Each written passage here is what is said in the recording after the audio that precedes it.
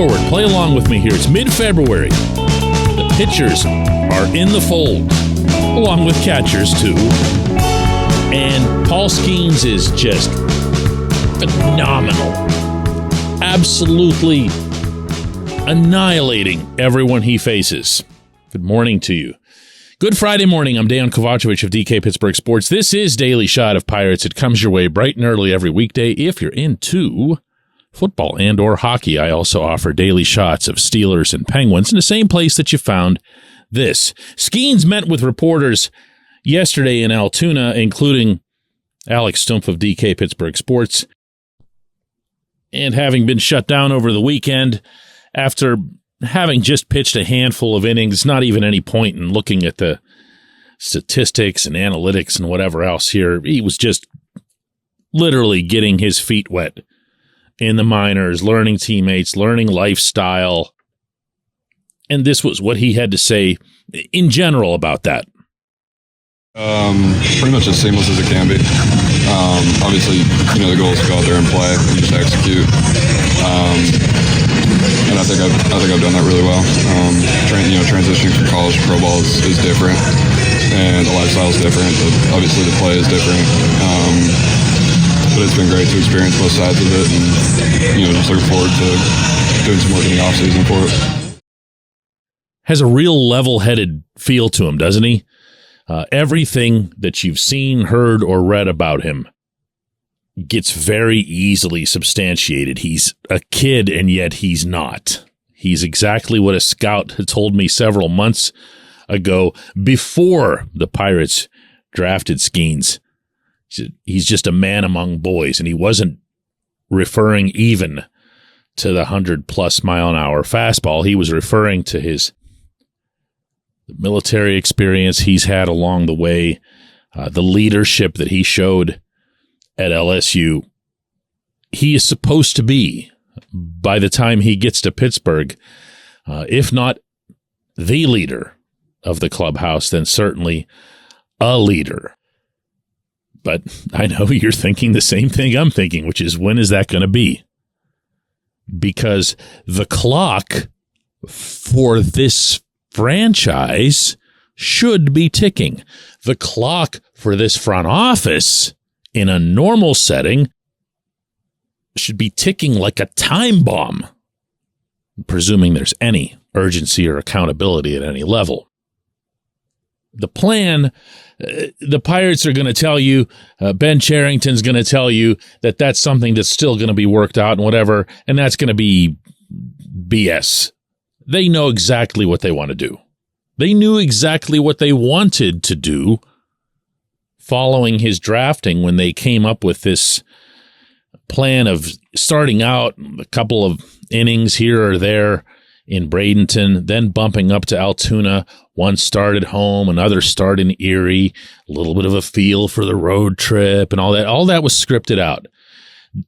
Cherington had said upon Skenes' drafting that he was going to get as much as 20 innings of professional experience. Well, he didn't get anywhere close to that. Skenes was on the broadcast, on the Pirates' main broadcast last week, talking about fatigue, and I guess that was just enough to ditch his actual scheduled start for last Thursday in Altoona. So the 20 innings turned into 6. There was a complete shutdown. There was a notice put out by the team about the complete shutdown. And none of that would have affected the 2024 outlook anyway. Meaning, as I've been told, Skenes was not going to pitch in Pittsburgh. They weren't going to have him do one of those climb up the ladder and make a cameo at PNC Park the way they did with O'Neal Cruz, Rowanzi Contreras.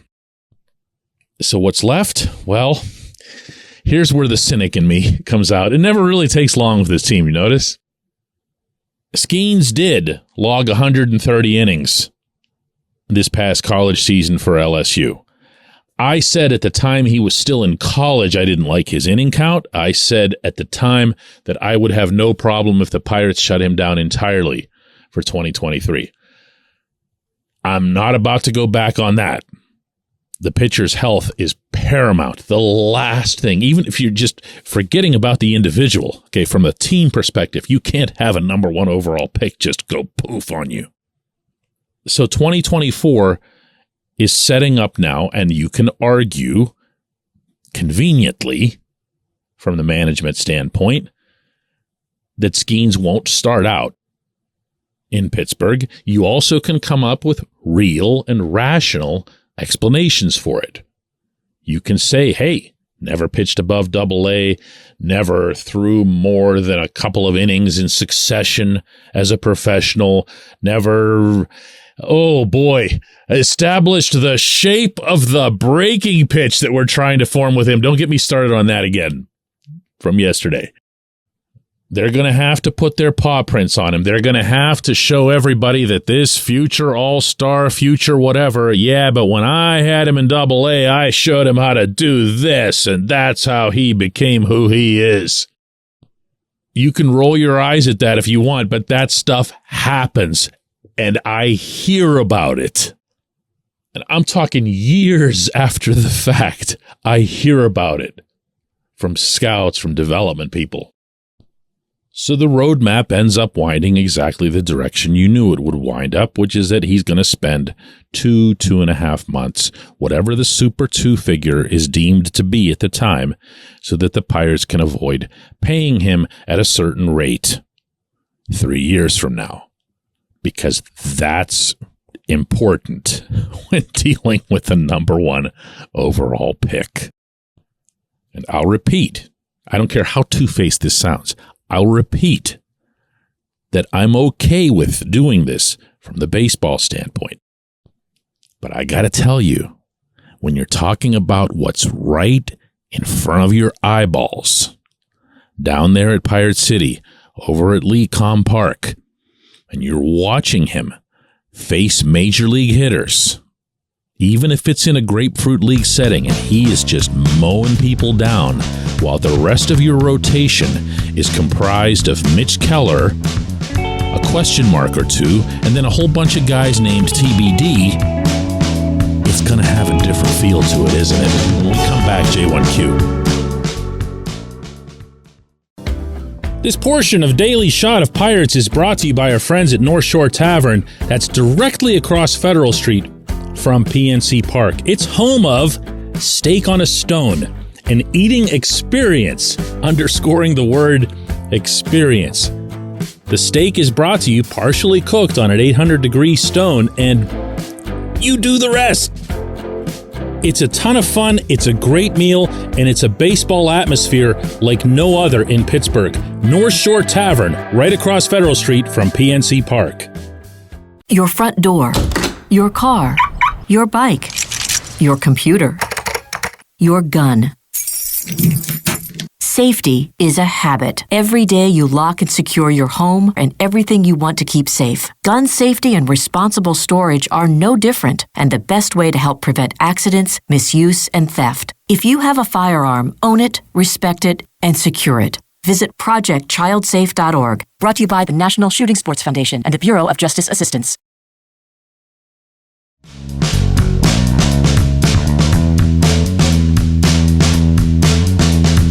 Today's J1Q comes from Jeremy, and continuing the theme of the day, and yes, this actually is a coincidence. DK, if Paul Skenes is as good as everyone seems to think, why don't the Pirates offer him an 8-year, $80 million contract right now? Skenes wins in this scenario because the Pirates own his rights for 6 years anyway, and he gets actual money up front, and the Pirates, of course, have his rights secured until age 30. I know I'm nuts. Yeah, Jeremy, you kind of are. But you know what? I admire the approach. I do. I don't know that the concept is something that's outlandish. I think the execution of it, particularly given that we're talking about the Pirates, is what would be a huge, enormous outlier. It's been done. The Rays did it with Wander. Oh, okay. So maybe that's where we can take it. I know that's an unsavory subject.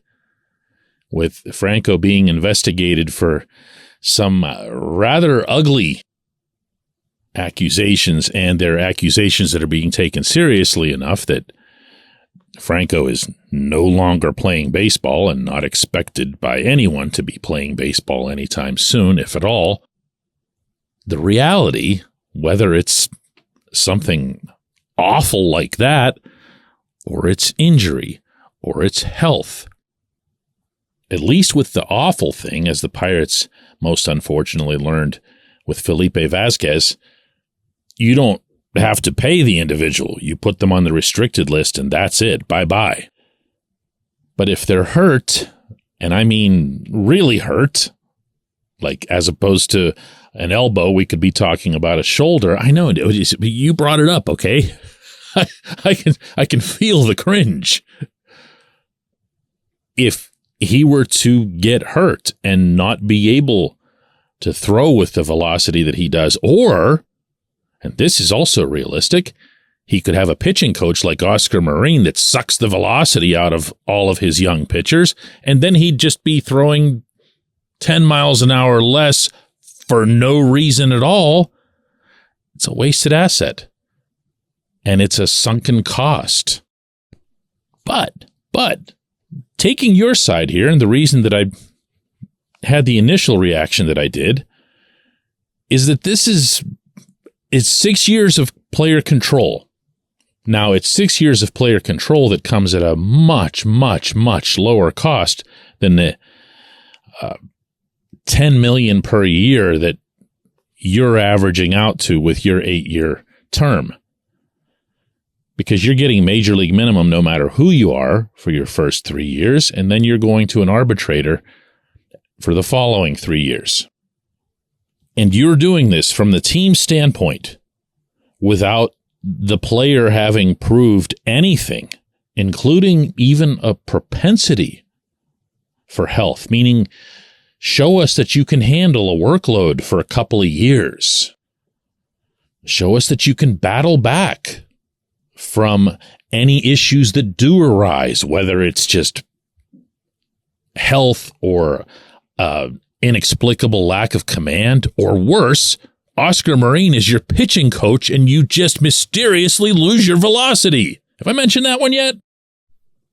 Skenes wins, and all you get out of it is the additional security of 2 extra seasons. That's what you're getting. And they're 2 very, very, very uncertain seasons this far out, to say the least. I appreciate the question. I appreciate everyone listening to Daily Shot of Pirates. Be back with another one of these on Monday.